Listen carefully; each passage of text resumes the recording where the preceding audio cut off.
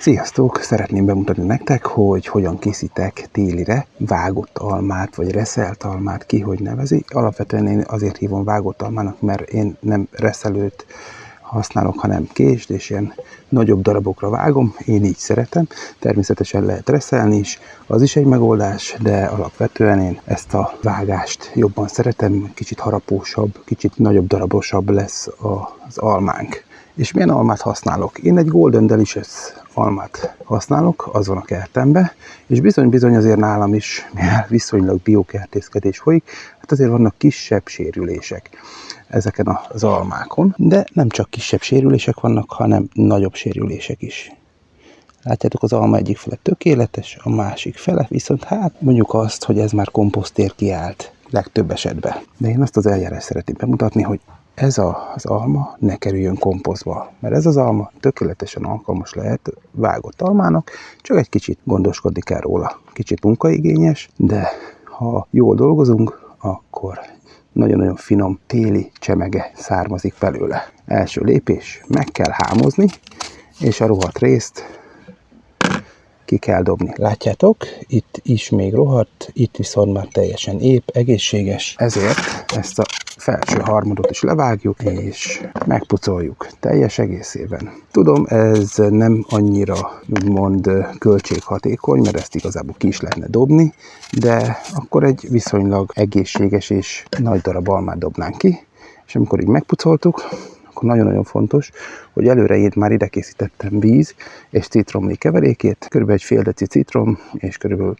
Másfél liter víz, és beleteszem. Két dolgot csinál. Egyrészt a citromlében lévő citromsav megakadályozza, hogy az almánk bebarnuljon, még befejezzük az almapucolást, van belőle néhány kiló ebből a sérült és kevésbé sérült almából. Másrészt egy kis fertőtlenítést is már kap ilyenkor az alma, így hogyha esetlegesen némi nemű rohadt rész a késről belekerül az alma húsába, azt le tudjuk kezelni. Meghámozott citromokat félbe kell vágni, és a levüket kifacsarva bele a serpenyőbe. A citromok héját vékonyan le kell vágni. A mostanra elkészült almákat szép lassan össze kell vágni, körülbelül 3-4 mm vastag cikkekre, és ezt ugyanúgy bele kell helyezni a serpenyőbe. Magam is meglepődtem, milyen sok alma keletkezett, láttátok, gyönyörűen összevágtam, citrommal meg van már ízesítve, a citromhéj meg a citromlé az benne van, csak annyi folyadékot tettem alá, amennyit a 2 citrom levéből ki tudtam facsarni, és mint mondtam, kilónként 2 citrom, nagyon vékonyra vágott citromhéj, igazából ezt se reszeltem, szerintem nem annyira jó ebbe, és most pedig ízesítjük.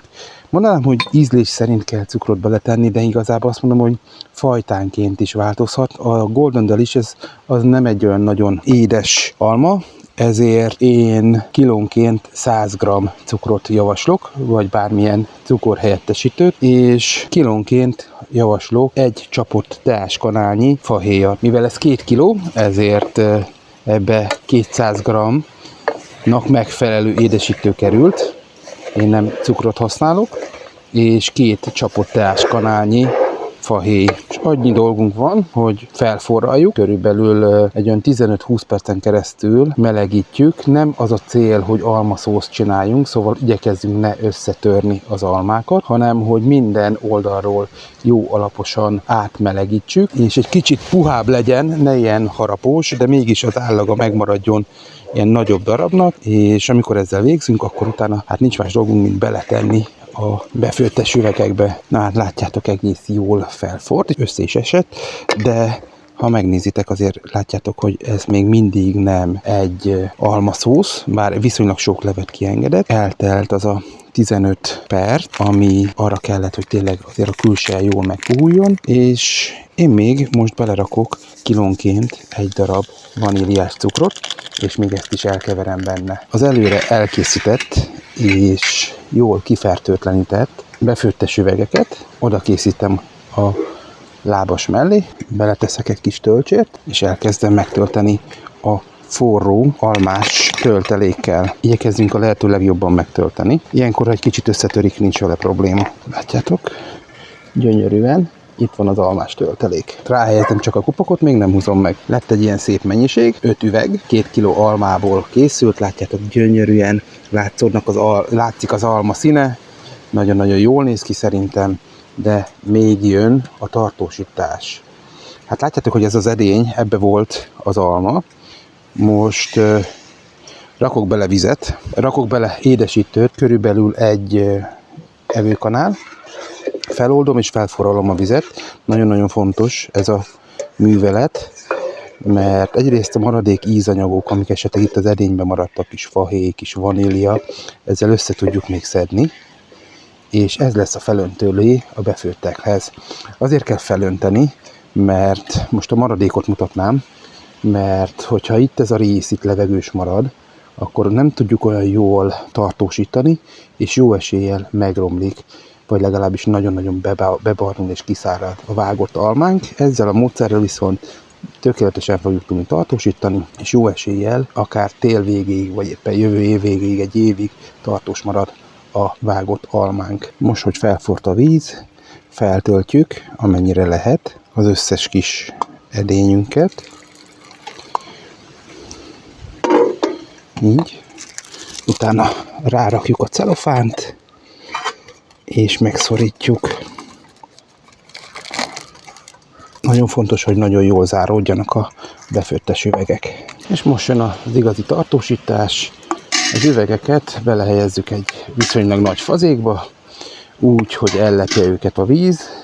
Természetesen első körbe elegendő csak félig megtölteni, és most feltöltjük vízzel, legalább 1 centivel lepje el a víz, és utána felforraljuk a vizet, és forralástól számítva 25 perc múlva kivesszük. És ezért nagyon-nagyon fontos, hogy jól záródó üvegeket használjunk, mert akkor nem fog belemenni a víz. Másik dolog, hogy én alulra nagyon, látjátok, raktam egy ilyen rácsot, ez pedig azért van, hogy az üveget közvetlenül érje hőhatás. Körülbelül eltelt 20-25 perc, igazából nem néztem, nem számoltam, de bőven elegendő.